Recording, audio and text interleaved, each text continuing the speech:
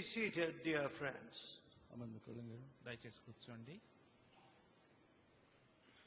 Now, if you have a Bible and you're not studying it every day, please know that you're walking without any light. பைபிளை கொண்டிருந்தாலும் அதை அனுதினம் வாசிக்காமல் நீங்கள் இருப்பீர்கள் என்றால் எந்த வெளிச்சம் இல்லாதபடி நீங்கள் நடக்கிறீர்கள் என்பதை அறிந்து கொள்ளுங்கள். నీకు బైబిల్ ఉండి కూడా నీవు దాని చదవని పక్షంలో ఏ విధమైన వెలుగు లేకుండా నీవు నడుస్తున్నావు అన్నమాట. Oh, how I long for light from God's word. దేవుని వచనத்திலிருந்து வரும் வெளிச்சத்துக்காக நான் எவ்வளவாக ஏங்குகிறேன். దేవుని వాక్య వెలుగు కొరకు నేను ఎంత ఆశిస్తూ ఉంటాను. If you do not have a Bible, Bible உங்களுக்கு இல்லை என்றால், నీకు బైబిల్ లేకపోతే please go to the bookstall and buy one. That's the greatest thing that you can find on earth. பூமியில நீங்கள் காணக்கூடிய மகா பெரிய காரியம் இந்த பைபிளை கொண்டிருப்பதுதான். எனவே நீங்கள் புத்தகசாலைக்கு சென்று ஒரு பைபிளை வாங்கிக் கொள்ளுங்கள். నీకు బైబిల్ లేకపోతే పుస్తకాలకు వెళ్లి బైబిల్ను కొనండి. భూలోకంలో నువ్వు కనుగొనాలన్నటువంటి గొప్ప విషయం అదే. Tonight, இந்த இரவிலே, ఈ రాత్రి, I want to speak to you of God's appointments. தேவனுடைய ஏற்பாடுகள் என்பதை குறித்து நான் இன்று மாலை பேச விரும்புகிறேன். దేవుని నియామకములు లేక ఏర్పాట్ల గురించి ఈ సాయంకాలం మాట్లాడబోతున్నాను. If you will please turn to the 61st chapter of Isaiah. ஏசாயா 61ஆம் அதிகாரத்திற்கு நீங்கள் திருப்புவீர்கள் என்றால், యెషయా గ్రంథము 61వ అధ్యాయము, you will see something of what the Spirit of the Lord appoints or gives. தேவனுடைய ஆவியானவர் என்னத்தை கொடுக்கிறார், ஏற்படுத்துகிறார் என்பதை நீங்கள் அங்கு பார்க்கலாம். దేవుని ఆత్మ ఏమేమి ఇస్తారో అనే వాటిని ఇక్కడ మీరు చూడగలరు. The Spirit of the Lord God is upon me. கர்த்தராகிய தேவனுடைய ஆவியானவர் என் மேல் இருக்கிறார். ప్రభువు యెహోవా ఆత్మ నా మీదకి వచ్చి ఉన్నది. Because the Lord has anointed me to preach good tidings unto the meek. சிறுமைப்பட்டவர்களுக்கு சுவிசேஷத்தை அறிவிக்க கர்த்தர் என்னை அபிஷேகம் பண்ணினார். దీనులకు సువర్తమానం ప్రకటించుటకు యెహోవా నన్ను అభిషేకించెను. He has sent me to bind up the broken hearted.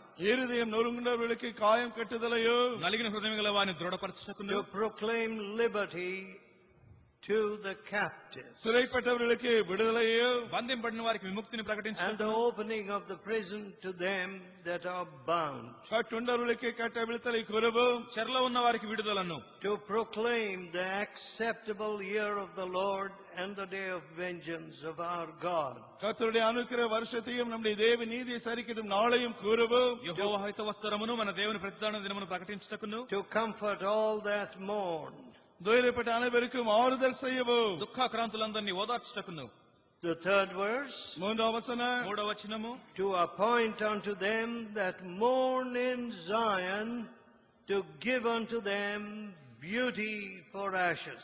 சீயோனிலே துயரப்பட்டவர்களை சீர்படுத்தவும், அவர்களுக்கு சாம்பலுக்கு பதிலாக சிங்காரத்தையும், సీయోనులో దుఃఖించే వారికి ఉల్లాస వస్త్రములు, The oil of joy for mourning. துயரத்துக்கு பதிலாக ஆனந்த தைலத்தையும், దుఃఖమునకు ప్రతిగా ఆనంద తైలమును, The garment of praise for the spirit of heaviness. ஒடுங்கின ஆவிக்கு பதிலாக துதியின் உடையை கொடுக்கவும், భారభరితమైన ఆత్మకు ప్రతిగా స్తుతి వస్త్రమును, That they might be called trees of righteousness, the planting of the Lord, that he might be glorified. அவரை அனுப்பினார். அவர்கள் கர்த்தர் தம்முடைய மகிமைக்கு இந்த நாட்டின் நீதியின் விருட்சங்கள் எனப்படுவார்கள். యెహోవా తను మహింపరచుకున్నట్లు నీతి అను మస్తక వృక్షములను యెహోవా నాటిన చెట్లను వారికి పేరు పెట్టబడను. Now, dear friends, அன்பானவர்களே, ప్రియ స్నేహితులారా, how helpless one feels before a house full of mourners. துயரப்படுகிற, ஒப்பார் வைக்கிற அப்படிப்பட்ட வீடுக்கு முன்பாக, வீட்டிலே அப்படிப்பட்ட ஒரு நிறைந்த வீட்டுக்கு முன்பாக உதவியற்றவராக எப்படி ஒருவர் உணர்கிறார்? దుఃఖించినటువంటి వారితో నిండిన ఇంటిని చూసి ఒకళ్ళు ఎంత నిస్సహాయతను వ్యక్తపరుస్తారు. You're short of words, you feel there's nothing that you can say. என்ன சொல்வது என்று சொல்ல முடியாதபடி, வார்த்தையற்றபடி நீங்கள் அங்கு திகைத்து நிற்கிறீர்கள். వారిని చూస్తే నీకు మాటలేమీ రావు, ఇక నువ్వేం చెప్పలేవు. But here is an appointment from God. இங்கு தேவன் கொடுத்த ஒரு பொறுப்பு வேலை இருக்கிறது. అయితే ఇక్కడ దేవుని నుండి వచ్చేటువంటి ఒక నియామకం ఉన్నది. To those who mourn in Zion, సియోనులో దుఃఖపడ్డవர்களுக்கு సియోనులో దుఃఖించు వారికి to give unto them beauty for ashes. அவர்களுக்கு சாம்பலுக்கு பதிலாக சிங்காரத்தை கொடுக்க, బూడిదకు ప్రతిగా పూదండను ఇవ్వడానికి. You know, death and bereavement and mourning bring a lot of darkness into a heart and into a home. மரணமும் அன்பானவர்களை இழக்க கொடுக்கும் இந்த காரியமானது ஒரு வீட்டுக்குள்ளாக, ஒரு இருதயத்துக்குள்ளாக எவ்வளவோ இருளை கொண்டு வருகிறதாக இருக்கிறது.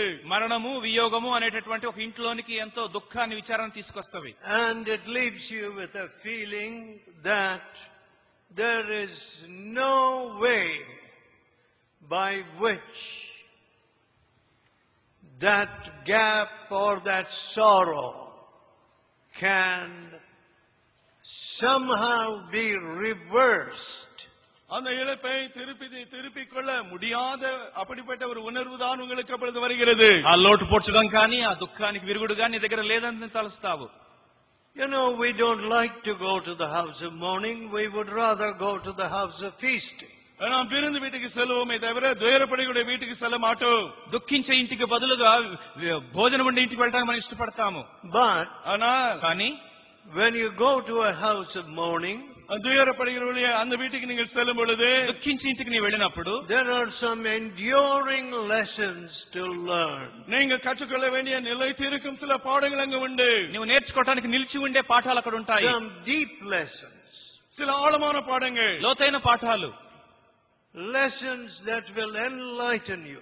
உங்களை பிரகாசிக்க பண்ணும் அப்படிப்பட்ட பாடங்கள், నీకు మేల్కొల్పునిచ్చే పాఠాలు. But when you go to the house of feasting, ஆனால் விருந்து வீட்டுக்கு நீங்கள் சென்றாலோ, అయితే ఉత్సాహంగా ఉండే ఇంటికి నీ వెళ్ళినప్పుడు it is a very shallow, trifling spirit. அது ஆழமற்ற வெறும் அற்பமான ஆவியாக அது இருக்கிறது. అది లోతు లేనటువంటి తాత్కాలికమైనటువంటి ఆత్మ. But you know what our preference very often is. ஆனால் நாம் எதை அடிக்கடி தெரிந்து கொள்கிறோம் என்பது உங்களுக்கு தெரியும். అయితే సాధారణంగా వీటిలో మనం ఏం కోరుకుంటామో మీకు తెలుసు. But కానీ God's Spirit, దేవుని ఆవియో, దేవుని ఆత్మ appoints beauty where there are ashes.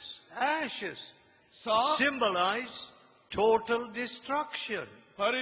பூரண நாசம், அழிவுக்கு அடையாளமா இருக்கக்கூடிய சாம்பலுக்கு பதிலாக இங்கு தேவன் சிங்காரத்தை தருகிறார். పూర్తి వినాశనానికి సూచనగా ఉన్న బూడిదకు బదులుగా దేవుడు అందమును నియమిస్తున్నాడు. Who can reverse an ashen situation of desolation into the beauty that is immaculate? சாம்பலுக்கு ஒப்பான பாழான ஒரு சூழ்நிலையை குறைவற்ற அழகு சிங்காரமான சூழ்நிலையாக யார் மாற்றி தர முடியும்? పడిపోయినటువంటి బూడిద వంటి స్థలములను ఎవరు పరిపూర్ణమైన అందమైన స్థలములుగా చేయగలరు? No man can do that. எந்த மனிதனும் அதை செய்ய முடியாது. మానవుడు అలాగా చేయలేడు. You know, once William Carey ஒருமுறை William carry stood in the midst of the ashes of his printing press, so painstakingly set up. கஷ்டப்பட்டு அவர் சாபித்த அந்த ஒரு அச்சகமானது எரிந்து சாம்பல் ஆயிற்று. அந்த சாம்பலின் நடுவே வில்லியம் கேரி ஒரு நாள் நின்று கொண்டு இருந்தார். కష్టపడి నిర్మించినటువంటి ముద్రణాయంతం బూడిదగా మారిపోయినప్పుడు అక్కడ ఒక దినమందు కేరిగా నిలబడ్డారు.